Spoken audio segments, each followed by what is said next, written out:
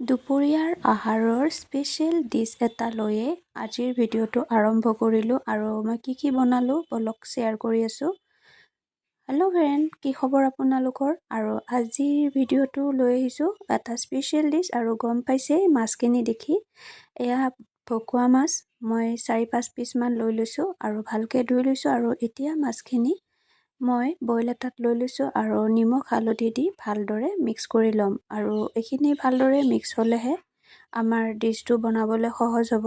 আৰু আপোনালোকে অলপমান ধৈৰ্য ধৰি চাই থাকক মই কি কৰি আছোঁ।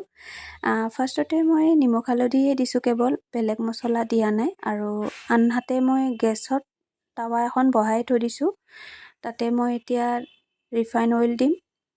আপোনালোকে ইচ্ছা কৰিলে মাষ্টাৰ্ড অইলো ইউজ কৰিব পাৰে। মই ৰিফাইন অইলতে ফিছটো ফ্ৰাই কৰি বেছি ভাল পাওঁ আৰু জুইটো মই অলপ বঢ়াই দিম। আৰু এতিয়া মই ফিছখিনি যিহেতু হালধি নিমখেৰে সানি লৈছোঁ, এয়া চাওক কেনেকৈ দেখিছেই। গতিকে মই এতিয়া এপিচকৈ ভালদৰে জুইটো বঢ়াই দিলোঁ আৰু মাছ এপিচকৈ দি গোটেইখিনি মই ফ্ৰাই কৰি ল'ম। আৰু যেতিয়া ফ্ৰাই হৈ আহিব তাৰপিছত আপোনালোকে গম পাব। ছাৰপ্ৰাইজ হিচাপে চাই থাকক ভিডিঅ'টো শেষলৈকে কি বনাব গৈ আছোঁ। আৰু দুপৰীয়াৰ আজি খানা অকল মাছেই নহয় আৰু কিবাকিবিও বনাইছোঁ, সেইখিনিও দেখাই আছোঁ। একেলগে গেছত মই গোটেইখিনি বহাই দিছোঁ আৰু কেমেৰাটো সেনেকৈ থ'লে দেখুৱাব অসুবিধা হয়, গতিকে মই এনেকৈ দেখুৱাব লৈ আহিলোঁ হাতত। আৰু এয়া চাওক, গেছত এহাতে মই মাছ ফ্ৰাই কৰি আছোঁ আৰু এখন গেছৰ এটা চুলাত মই এনেদৰে সৰু আলু মটৰ এনেকৈ ফ্ৰাই কৰি আছোঁ, ভাজি এটা বনাই আছোঁ। আৰু আন এটা চুলা আছে, সেইখনত মই বন্ধাকবি, আলু, বিলাহী আৰু মটৰ দি পেলাই এটা চব্জি বনাইছোঁ। যিহেতু 3টা গেছৰ মুখ আছে চুলা, গতিকে মই একেলগে চব ৰেডি কৰি লওঁ।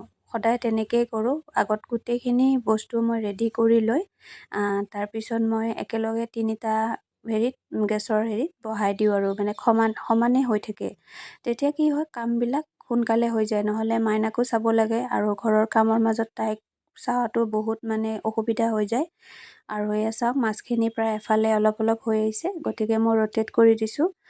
আৰু ঘৰুৱা কামৰ মাজত ভিডিঅ' বনোৱাটো অলপ অসুবিধাই হয়, তথাপি চেষ্টা কৰি লৈ অলপমান আজি সাহস কৰিছোঁ যে কি কৰি থাকোঁনো অলপমান আপোনালোকৰ ওচৰত শ্বেয়াৰ কৰোঁ। যিহেতু কণ্টেণ্টবোৰ নিজৰে হ'ব লাগে বুলি ফেচবুকে কৈ আছে।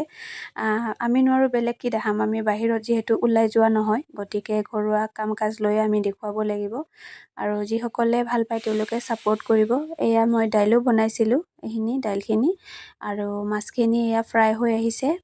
মাছখিনিও প্ৰায় ফ্ৰাই হৈয়ে গৈছে আৰু এয়া দেখিছে সুন্দৰ কালাৰ আহিছে। আৰু মাছখিনি মই এপিচকৈ প্লেট এখনত উঠাই ল'লোঁ আৰু সকলো অপেক্ষাৰ অন্ত পেলাই মই আপোনালোকৰ ওচৰত এতিয়া ক'বলৈ গৈ আছোঁ যে আজি মই ভকুৱা মাছৰ পিটিকা বনাবলৈ গৈ আছোঁ। আৰু এয়া দেখিছে সকলো কাঁইটবোৰ মই আঁতৰাই দিছোঁ আৰু বইল এটাত মাছখিনি সুন্দৰকৈ লৈ লৈছোঁ। আৰু মাছখিনি ৰেডি কৰি লৈ মই আগতীয়াকৈ 6টামান পিঁয়াজ কাটি থৈ দিছিলোঁ এয়া, আৰু কেঁচা জলকীয়া আৰু কেঁচা ধনিয়া পাত এইখিনিও মই প্লেট এখনত ৰেডি কৰি থৈ দিছোঁ ভিডিঅ'টো বনোৱাৰ আগতে, নহ'লে অসুবিধা হয় তেনেকৈ দেখুৱাব। আৰু মাছখিনিৰ ওপৰতে মই এতিয়া কেঁচা জলকীয়া, কেঁচা ধনিয়া পাত আৰু পিঁয়াজ এই গোটেইখিনি দিম। আৰু পিঁয়াজখিনি অলপকৈ দি মাছখিনি সানি থাকিব। আৰু তাৰপিছতে মই এতিয়া দিম নিমখ। আন্দাজমতে দিব নিমখটো আপোনালোকে, আৰু আন্দাজমতে মই অলপমান এচামুচে নিমখ দিছোঁ। দৰকাৰ পৰিলে পিছত দিব পৰা যাব, কিন্তু বেছি হ'লে কমাব পৰা নাযায়। আৰু শেষত এতিয়া খাটি সৰিয়হৰ তেল দিম, কাৰণ মাছৰ পিটিকাত সৰিয়হৰ তেল নিদিলে পিটিকাখন আধৰুৱা যেন লাগিব।